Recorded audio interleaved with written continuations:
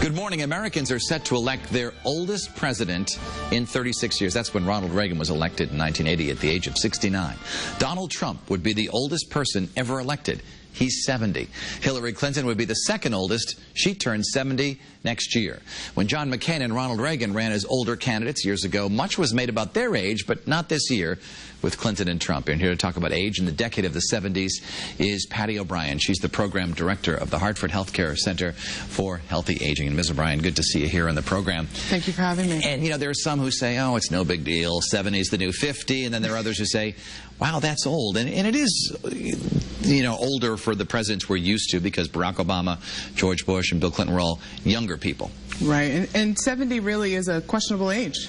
You know, at any time we get into our later years, 65 and older, our chances for dementia go up. I mean, when at the center, I'm an Alzheimer's dementia specialist. I work with families every day that are dealing with this disease, and we know at the age of 65, you have a 1 in 9 chance of having a dementia.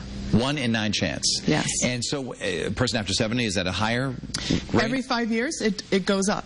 So by the time it's 85, you have a 1 in 3 chance of having a dementia. In terms of health care and just a person's health, I was reading that they say the 70s is one of the most difficult and most challenging decades of your life. A lot of things can go wrong, and the decline is faster than in your previous decades. Right, so it is critical. Your 70s are very critical. It's the time where people slow down a little bit. It's the time where they see some changes, some vision changes, some hearing changes. You know, a lot of people, when they're 20, 30, 40 years old, you don't see them wearing glasses. They start getting 50, 60, and certainly into their 70s, they're wearing maybe cheaters, readers, and now bifocals or trifocals. You know, everything's changing. Things slow down at that time, too. And the brain slows down a little bit. How so? Well, you know, at 25 or 30 years old, you go about your business, you do this, you do that. When you are getting older, you may walk into a room and go, why am I here? But then you walk out and it comes to you. But it comes a little bit slower than when you're younger. The connections just aren't as quick. And both Clinton and Trump were born in the late 1940s, and I was reading that their life expectancy is really the late 60s. It was. So it's changed, obviously. Right. Yeah, and that is because we've gotten better medications. I mean, really, a lot of people are on maintenance drugs, we call them, right, for blood pressure, for cholesterol, for diabetes. We're managing a lot of those diseases much better. So people are living much longer, well into their 70s, 80s, and even 90s, as you know, as we look at a country. And obviously there's a difference between 70 and 75, so we talk about a second term for Trump and Clinton. Right. What's the difference between a 70-year-old person and a 75-year-old person? What's the age decline there? Well, they feel like at 70, every year that you age, you age 2 years to the one. So at 75, really, you're almost like you're an 80-year-old. And that's the brain aging slower also. You know, it's all about connections. You know, we have billions of brain cells that need to connect to talk to each other. So let's say someone is 65 and starting a dementia, and disease process gets in the way, whether it's plaques and tangles or proteins.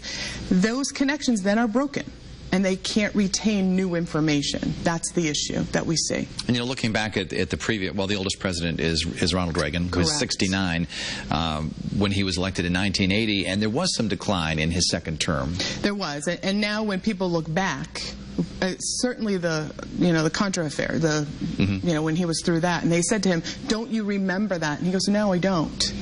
And honestly, he probably didn't. It's new information not getting in. It's really not memory loss. It never becomes a memory. That information coming in never gets from working memory stored into long-term memory, so we can pull it out later. And he was later diagnosed with Alzheimer's shortly after he left office. And he sort of avoided interviews and all that the second term.